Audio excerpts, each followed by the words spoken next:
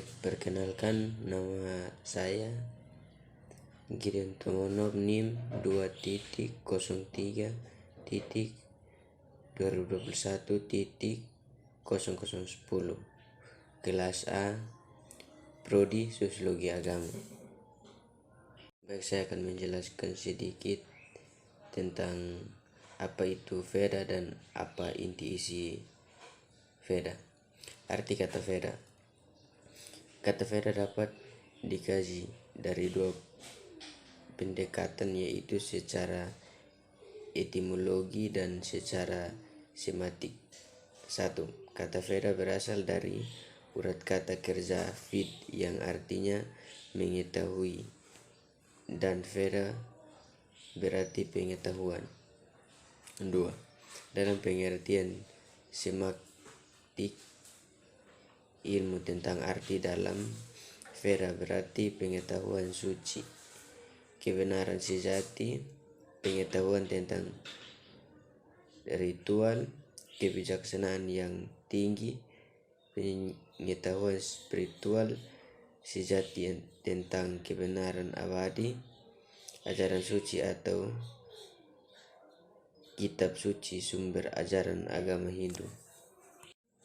Menurut Maharishi Sayana, kata Veda yang berasal dari urutan kata vid yang berarti mengetahui, dan Veda berarti kitab suci yang mengandung ajaran yang luhur untuk menuntun menuju kehidupan yang lebih baik dan menghindarkannya dari berbagai bentuk kejahatan.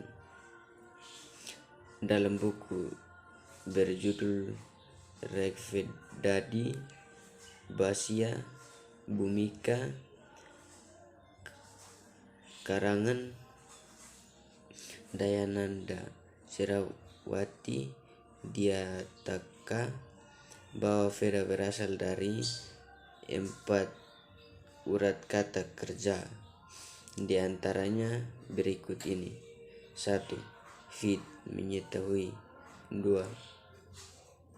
Vid, menjadi ada. 3. Vid, membedakan. 4. Mencapai.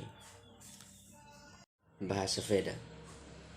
Veda diyakini sebagai wahyu Tuhan yang secara sederhana bisa kita katakan bahwa kebenaran Veda tidak perlu diragu lagi.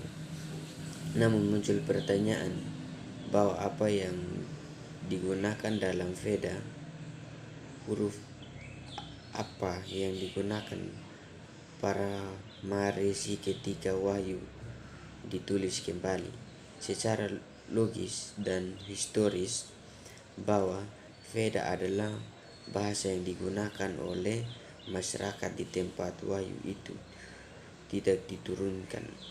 A. Bahasa Sanskerta Veda, Vedis Sanskrit. B. Bahasa Sanskerta klasik, Klasikal Sanskrit. C. Bahasa Sanskerta campuran, Hibrida Sanskrit. Kedudukan Veda. Swami Sivananda, seorang yogin di abad modern ini, menyatakan bahwa ajaran Veda tidak terbatas hanya sebagai tuntunan hidup individu, tetapi juga dalam hidup bermasyarakat,